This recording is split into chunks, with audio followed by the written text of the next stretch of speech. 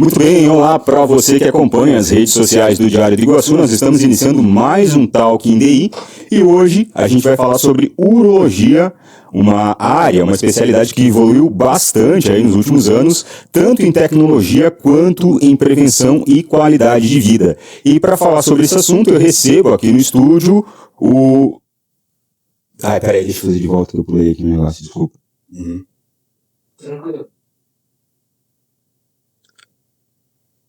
Muito bem, olá para você que acompanha as redes sociais do Diário do Iguaçu. Nós estamos iniciando mais um Talk in DI e hoje a gente vai falar sobre urologia, uma especialidade aí que tem evoluído muito nos últimos anos, tanto em tecnologia quanto em prevenção e qualidade de vida. A gente vai abordar aí o momento atual da urologia, os avanços com a cirurgia robótica e também vamos falar de alguns assuntos polêmicos que geraram debate aí nas redes sociais e no Big Brother Brasil.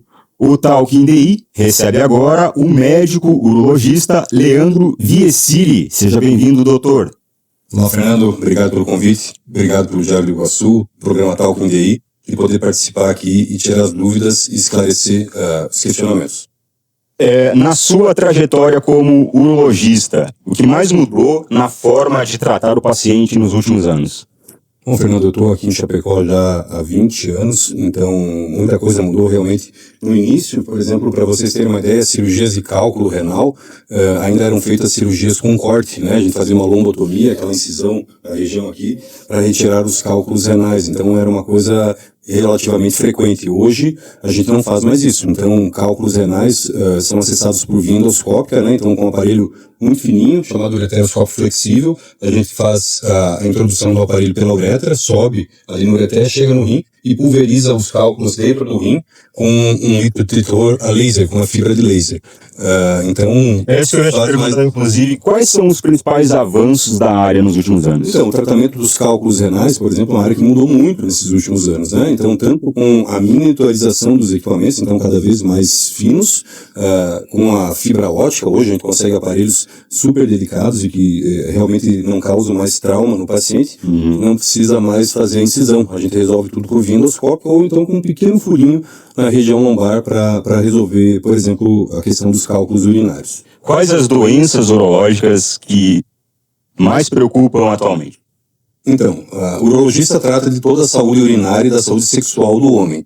Então, desde os cálculos urinários, levando a parte da andrologia à impotência sexual, ejaculação precoce, também as DSTs ou ISTs, né, que sempre continuam em evidência, e também a parte cirúrgica, aí vai desde cirurgia de fimose, por exemplo, cirurgias no testículo, cirurgias no rim, e também a cirurgia de próstata. E aí, falando da cirurgia da próstata, nós vamos comentar sobre a cirurgia robótica, que é uma área que evoluiu muito, e que agora a gente pode dizer com muito gosto que Chapecó já dispõe dessa tecnologia à disposição. Exatamente, daqui a pouco a gente vai aprofundar mais sobre isso, doutor.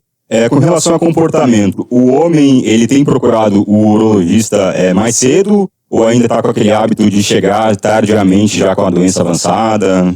Então, felizmente, esse é um assunto que cada vez mais tem mudado. O homem tem se conscientizado que é importante que ele procure um diagnóstico mais precoce, que ele procure cuidar da sua saúde.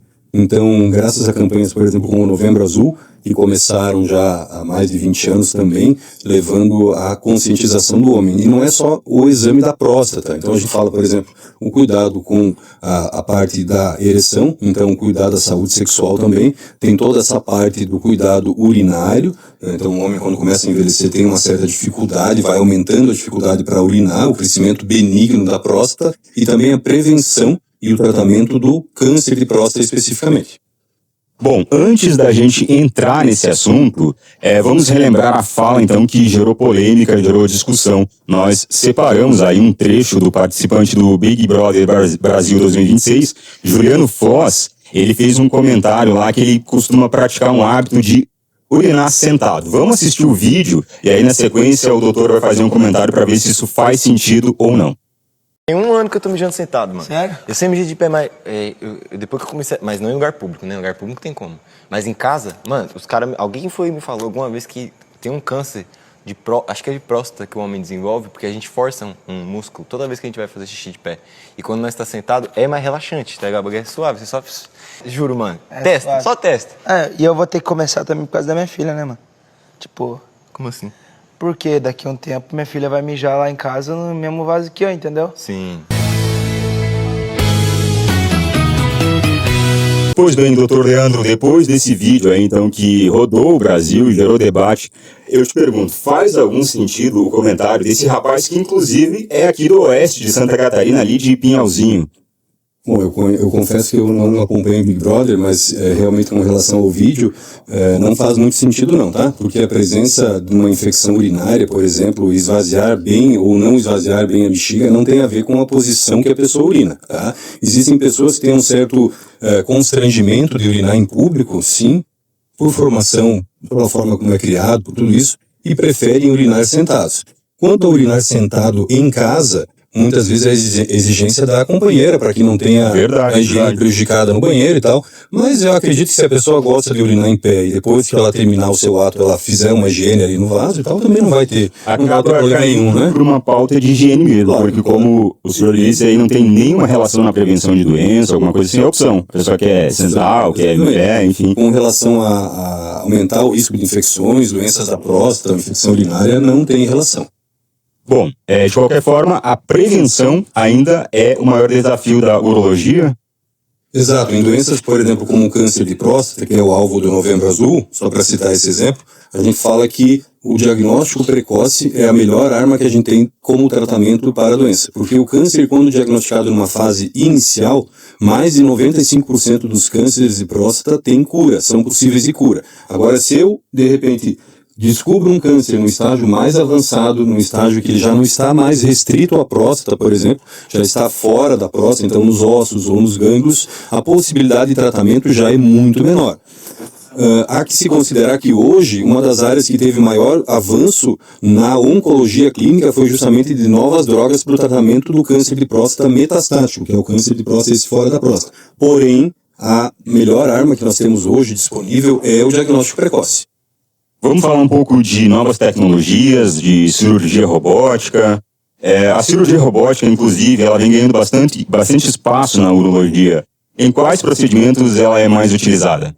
Bom, a cirurgia robótica na urologia, o carro-chefe é o tratamento do câncer de próstata. Então, a prostatectomia radical, que é a retirada da próstata toda, e a sutura, a anastomose ali da bexiga com a uretra. A reconstrução do canal é realizada por via robótica. A gente tem uma precisão muito maior do procedimento. A gente consegue liberar o nervo que é responsável pela ereção, o nervo que causa, no caso de ser lesado, pode causar a disfunção erétil no homem, e também a gente consegue uma identificação das estruturas muito mais precisas, com um menor risco de, por exemplo, você deixar uma doença no local e não retirar ela por completo por evento da cirurgia.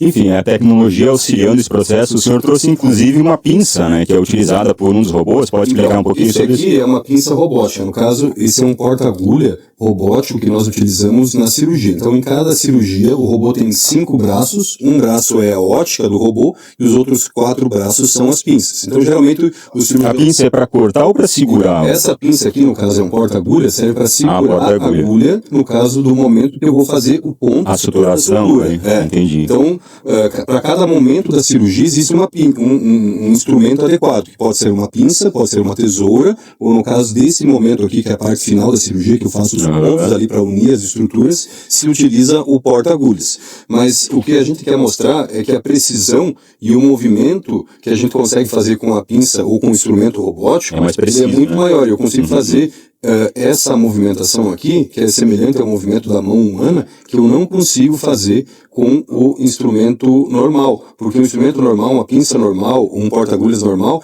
ele simplesmente abre e fecha, ou ele faz esse movimento aqui de girar. Agora, esse movimento do punho humano aqui facilita muito tanto o trabalho do cirurgião, quanto a melhor qualidade do trabalho da sutura, da anastomose, como fala, proporciona uma recuperação mais rápida ao paciente.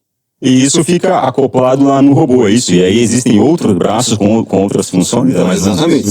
São 5 braços que o robô possui. Entendi. Um braço a gente usa a ótica, que é para identificar as estruturas dentro do abdômen, no caso do paciente. E aí são 4 braços. Uma pinça serve para afastar as estruturas e 2 pinças a gente trabalha. E como é que ele funciona? Ele tem um comando, ele é programado, ou é você que controla ele? O cirurgião controla o robô no console, o cirurgião controla o robô no console, ele senta no console pode ser, hoje em dia, ele pode ser inclusive em outro local, em outra cidade. Existem robôs já com a tecnologia de telemedicina, então isso é a próxima área de evolução. Daqui a pouco a gente pode fazer uma cirurgia, por exemplo, eu posso comandar um robô em outra cidade, ou um outro colega pode comandar um avanço, né? Estando aqui em Chapecó, que a gente chama de telemedicina. Então, hoje, o robô fica na sala, o console fica na sala. O médico senta no console, ele opera o robô, e o robô transmite o movimento para as pinças ao paciente. Isso filtra, tem várias vantagens. A gente tem uma visão 3D, que é uma melhor visão do campo cirúrgico. Eu tenho um movimento mais preciso. Eu tenho um filtro de tremor. Então, por exemplo, se existe algum cirurgião que tem um leve tremor na mão, ele não é transmitido. E eu tenho avanços, por exemplo, eu consigo inverter uma imagem para um momento específico da cirurgia. Eu consigo colocar uma imagem de cabeça para baixo, sem ter uma alteração especificamente que virar o instrumento. Se ele aperta um botão no console, ele vira a imagem e proporciona um conforto muito maior, por exemplo, ao cirurgião. Toda essa tecnologia está disponível aqui em Chapecó, inclusive já foi realizado uma cirurgia ali no hospital da Unimed. Nesse momento, nós estamos, se não me engano, com 26 ou 27 cirurgias já que foram realizadas aqui em Chapecó com a plataforma robótica. Nós temos menos de 15 dias que ela entrou em atuação, então já tem sido o uso do robô está sendo né? bastante utilizado. É claro, cada vez mais a gente pretende que esse programa instalado aqui, programa de cirurgia robótica instalado no Hospital Unimed, seja um sucesso. Então, se espera que, além dos pacientes aqui de Chapecó, também alguns colegas que estão na região também tragam seus pacientes para operar aqui. Por exemplo, o que era feito antes de ter o robô disponível, até um mês atrás, por exemplo. Eu costumo levar meus pacientes a São Paulo para fazer cirurgia, por exemplo, no Hospital Albert Einstein, ou em Passo Fundo, no Hospital de Clínicas, para fazer cirurgia robótica. E agora esses pacientes não precisam mais sair de Chapecó, eles podem ser operados aqui em Chapecó mesmo, com a mesma tecnologia que a gente dispõe nesses outros centros. Quais são os principais benefícios da cirurgia robótica para o paciente, doutor? Então, os benefícios para o paciente. Uma melhor identificação das estruturas, uma menor chance de lesão das estruturas que são importantes, por exemplo, o nervo da ereção, um menor risco de sangramento, de uma lesão inadvertida de algum órgão, e uma recuperação mais rápida ao paciente. Bom, para a gente se encaminhar então para o encerramento da nossa entrevista, eu abro o espaço aí para as suas considerações finais. Bom, é importante que o homem lembre que ele precisa cuidar da sua saúde. E cuidar da sua saúde não é somente prevenir o câncer de próstata. Cuidar da sua saúde é fazer um exame de rotina, é controlar o seu peso, controlar a sua pressão arterial, como é que está a sua taxa de colesterol, por exemplo, fazer uma avaliação dessa parte urinária. Quem já teve um histórico, por exemplo, de cálculo renal, fazer um exame de imagem, tá? E também se preocupar com a parte da função sexual, avaliação de testosterona. Toda essa parte é importante e é o urologista que faz. Tá certo, então, desmistificando então, urinar sentado em pé não vai prevenir nenhum tipo de doença, vai dar opção e da opção, na verdade, de cada um, não é mesmo, doutor? Vai da opção, da preferência e como a parceira também... Exatamente, uma questão de higiene, né? Vai de cada um. Obrigado aí pela sua presença. Esse foi mais um Talk in DI. Conversamos então com o urologista Leandro Viesili. Para você que nos acompanhou até aqui, obrigado e até a próxima. Obrigado.